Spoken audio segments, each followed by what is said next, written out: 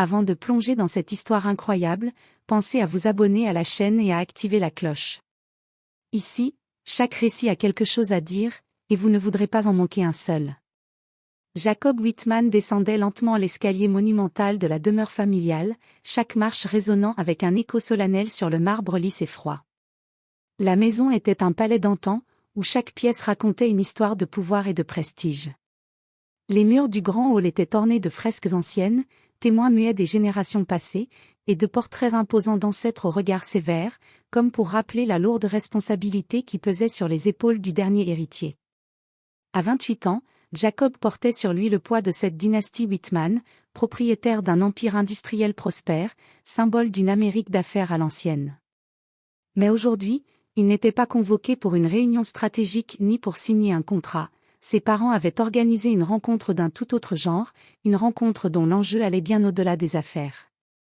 Arrivé en bas, il trouva sa mère debout, rayonnante dans une robe de soie ivoire, tenant délicatement la main d'une jeune femme élégante et impeccable. « Jacob, voici Emily Carter, la fille de Charles Carter », déclara sa mère d'une voix douce mais ferme, comme s'il s'agissait d'une cérémonie solennelle. Emily, âgée de 26 ans, portait une robe bleu nuit qui soulignait avec élégance sa silhouette fine. Son maquillage était subtil, presque parfait, et son sourire, bien que poli, avait quelque chose de distant, presque calculateur. Lorsqu'elle posa ses yeux sur Jacob, ce fut avec une froideur mesurée, comme si elle jaugeait silencieusement la situation. Jacob tendit la main avec un léger sourire, mais il ne put s'empêcher de sentir une pointe d'appréhension. « Enchantée, Emily », dit-il d'une voix maîtrisée. Elle lui répondit par un simple « enchanté », avant de détourner le regard vers la grande baille vitrée qui donnait sur les jardins d'hiver. Le silence s'installa dans la pièce, lourd et chargé d'une tension presque palpable, comme si chacun pesait le poids invisible de ce moment. Sa mère reprit la parole, avec un ton mêlant douceur et autorité. « J'espère que vous comprenez tous les deux l'importance de cette alliance. Nos familles ont tout à gagner à ce mariage. » Ces mots tombèrent comme une sentence. Jacob sentit une pression sourde s'enrouler autour de son cou, une chaîne invisible qui l'empêchait de respirer librement. Il savait ce que cette phrase signifiait, peu importaient ses sentiments, peu importaient ceux d'Emily, cette union était une transaction, un pacte social et financier. « Bien sûr, madame », répondit-il doucement, sa voix presque un murmure. Emily hocha la tête sans conviction, toujours tournée vers l'extérieur, ses yeux perdus dans un horizon qu'il ne pouvait atteindre.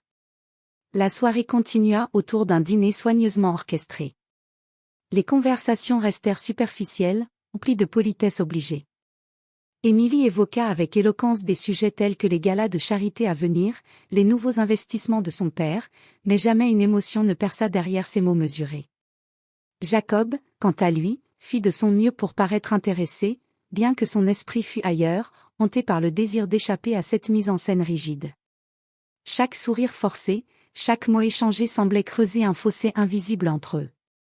Dans cette salle luxueuse, où tout semblait parfait, Jacob comprit qu'il venait d'entrer dans une cage dorée, une cage où le véritable amour semblait interdit. Quand la soirée prit fin, Jacob raccompagna Emily jusqu'à la porte.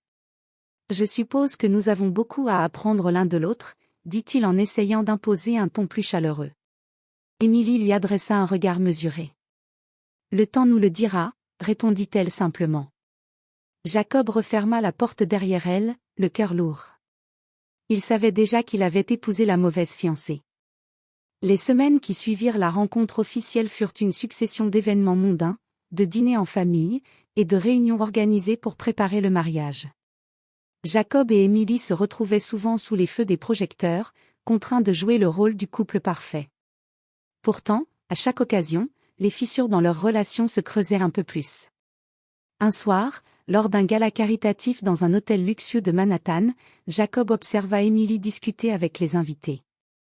Elle était impeccablement maquillée, souriante, mais ses yeux trahissaient une froideur glaciale. Lorsqu'elle se tourna vers lui, son sourire s'effaça légèrement. « Tu vas vraiment porter ce costume encore ?» demanda-t-elle, le ton moqueur. Jacob fronça les sourcils, surpris. « C'est un costume sur mesure, Emily. Je le porte pour l'occasion. » Elle haussa les épaules. « Tu pourrais au moins faire un effort pour paraître un peu plus moderne. » Ce look vieillot ne convient pas à l'image que nous devons donner. Jacob sentit une bouffée d'agacement monter en lui.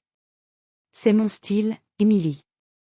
Je ne vois pas pourquoi je devrais changer pour plaire à tout le monde. Émilie croisa les bras, le défi dans le regard. Parce que tu veux réussir ce mariage, Jacob. Ce n'est pas seulement une affaire de cœur, c'est une alliance stratégique. Tu devrais comprendre ça. Il secoua la tête, lassé. Je comprends que c'est important pour ta famille, mais je ne suis pas certain que nous soyons sur la même longueur d'onde. Cette conversation laissa un goût amer dans l'air, et Jacob s'éloigna pour rejoindre un groupe d'invités, cherchant à éviter un conflit inutile. Plus tard, dans l'intimité de leur appartement de Manhattan, la tension ne retomba pas. « Pourquoi es-tu toujours aussi distant ?» demanda Émilie en le regardant droit dans les yeux. Jacob soupira.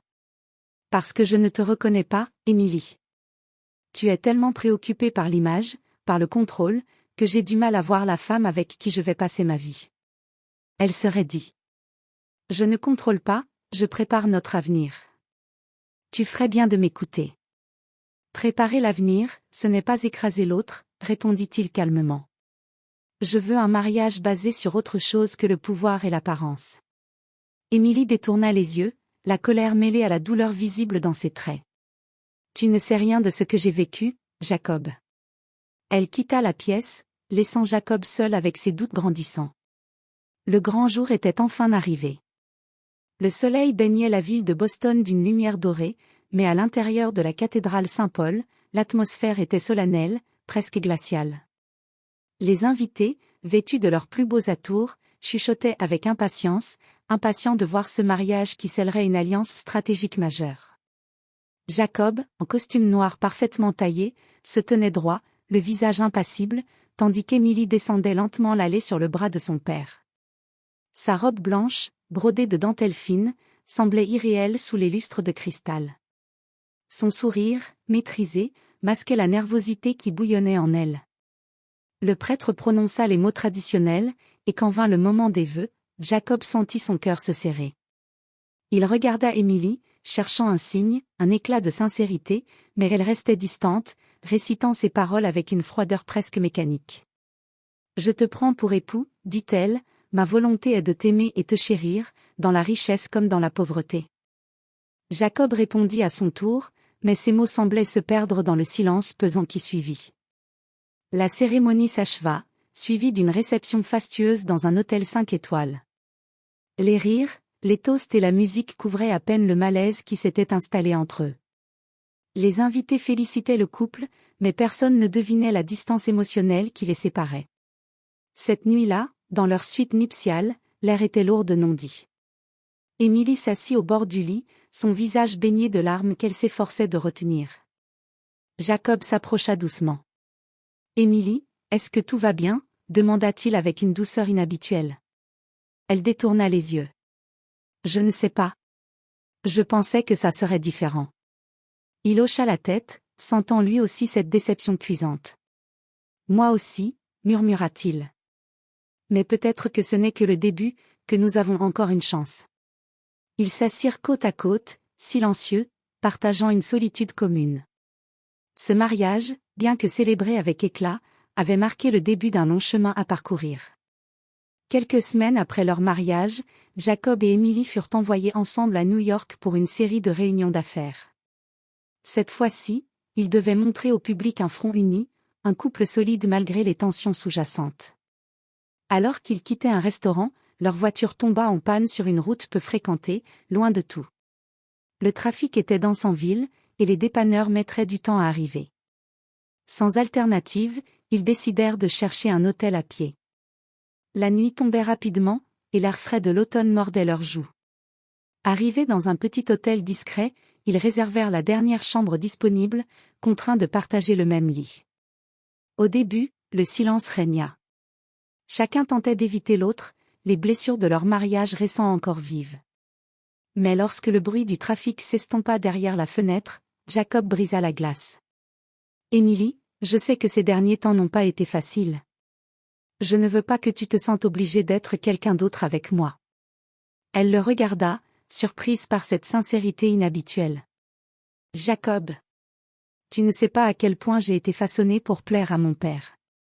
Tout ce que je faisais était pour ne pas décevoir. Sa voix tremblait légèrement. Elle continua. Je n'ai jamais eu la chance d'être juste Émilie, la personne, pas la fille d'un magnate. Jacob sentit une boule se former dans sa gorge. Il comprenait maintenant pourquoi elle agissait avec autant de dureté. Moi non plus, avoua-t-il. Je suis souvent prisonnier de cette image qu'on attend de moi, sans pouvoir montrer mes véritables envies. Ils parlèrent toute la nuit, partageant leurs peurs, leurs espoirs et leurs regrets. Pour la première fois, ils se virent tels qu'ils étaient vraiment, au-delà des masques sociaux. Ce moment d'authenticité fut un tournant. Ils n'étaient plus deux inconnus liés par un contrat, mais deux âmes blessées cherchant à se comprendre. Les jours qui suivirent ce voyage forcé à New York furent différents. Un nouveau lien, fragile mais prometteur, commença à se tisser entre Jacob et Émilie. Ils n'étaient plus simplement mari et femme de convenance, mais deux individus curieux de découvrir ce que l'autre cachait derrière ses défenses. Un samedi matin, alors qu'ils prenaient leur petit déjeuner dans leur appartement new-yorkais, Jacob sortit un carnet de croquis usé de sa sacoche. « Je ne t'ai jamais montré ça », dit-il en l'ouvrant devant Émilie. Elle observa les dessins, des portraits, des paysages, des scènes capturées avec une sensibilité rare.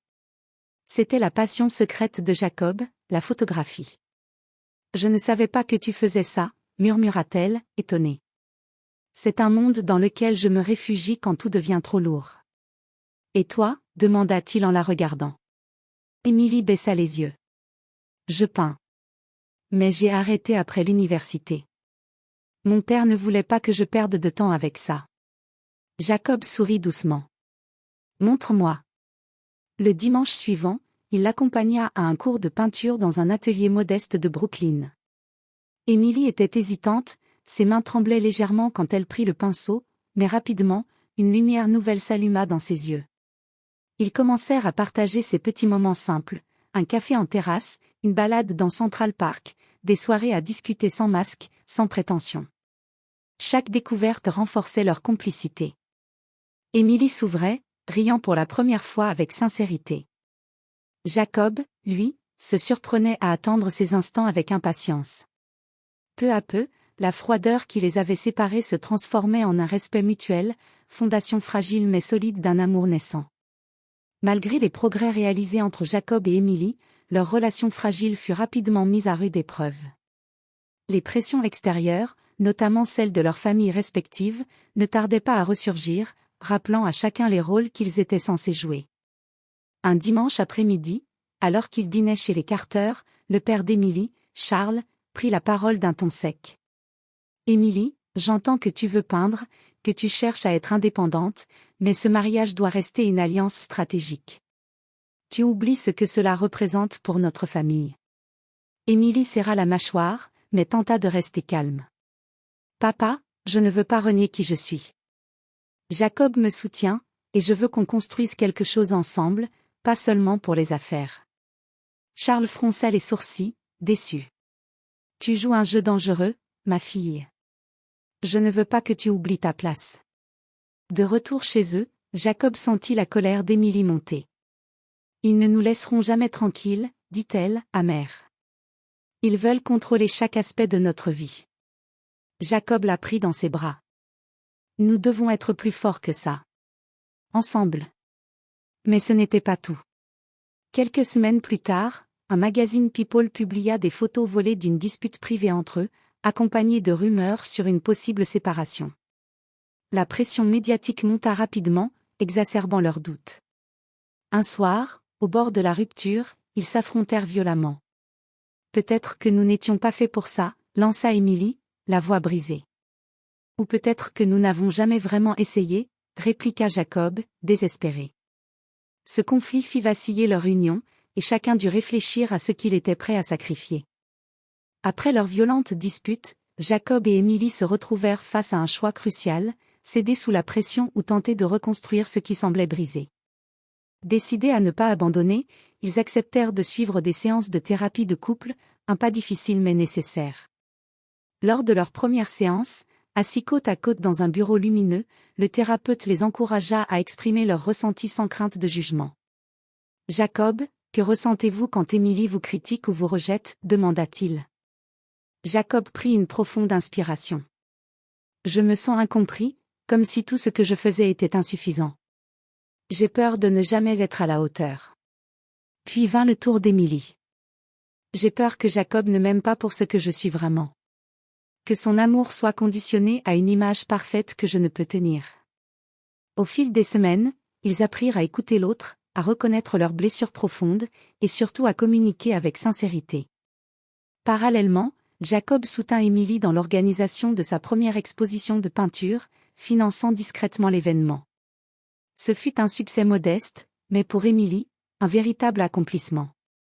De son côté, Émilie s'impliqua dans le projet caritatif que Jacob menait pour les enfants défavorisés, découvrant un nouveau sens à leur vie commune. Petit à petit, leur mariage se transforma, il devint un espace de partage, d'encouragement et d'amour naissant. Un soir d'hiver, la maison de campagne des Whitman était enveloppée dans une douce lumière tamisée. Le feu crépitait dans la cheminée, diffusant une chaleur réconfortante tandis que dehors, la neige tombait en silence. Jacob et Émilie s'étaient installés dans le salon, un verre de vin à la main, profitant de cette intimité retrouvée. Leurs regards se croisèrent, chargés d'émotions qu'ils avaient longtemps refoulées. Jacob prit la main d'Émilie, ses doigts caressant doucement sa peau. « Tu sais, je n'aurais jamais cru pouvoir dire ça un jour, mais, je t'aime, Émilie. » Elle sentit une boule se former dans sa gorge, les larmes lui montèrent aux yeux. « Moi aussi, Jacob. Je t'aime. Pas parce que nous devrions, mais parce que je le ressens vraiment. » Ils s'embrassèrent lentement, avec la tendresse et la passion de ceux qui ont su traverser la tempête. Cette nuit-là, leur union cessa d'être un simple contrat social. Elle devint un lien profond, sincère, bâti sur la compréhension, le respect et le véritable amour. Les mois qui suivirent furent empreints d'une sérénité nouvelle. Jacob et Émilie, forts de leur parcours tumultueux, bâtissaient désormais leur vie ensemble, unis par un amour authentique. Ils prirent soin de s'affirmer face aux attentes familiales et sociales, posant des limites claires.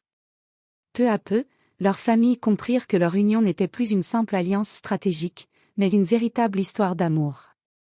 Ensemble, ils s'investirent dans des projets communs. Jacob encouragea Émilie à développer son art, l'aidant à organiser des expositions plus importantes. Émilie, de son côté, soutint Jacob dans ses engagements philanthropiques, notamment auprès des enfants défavorisés. Un soir, lors d'un gala organisé pour célébrer une fondation qu'ils avaient créée ensemble, Jacob prit la parole devant une assemblée admirative. Ce qui compte le plus dans la vie, ce n'est pas l'argent ou le pouvoir, mais la capacité à aimer et à être aimé. Je suis fier d'avoir trouvé cette force auprès d'Émilie. Émilie lui sourit, les yeux brillants. Leur histoire, commencée par un mariage arrangé, s'était transformée en un voyage de découverte et d'amour véritable. Ils savaient que les défis continueraient, mais cette fois, ils les affronteraient ensemble, main dans la main.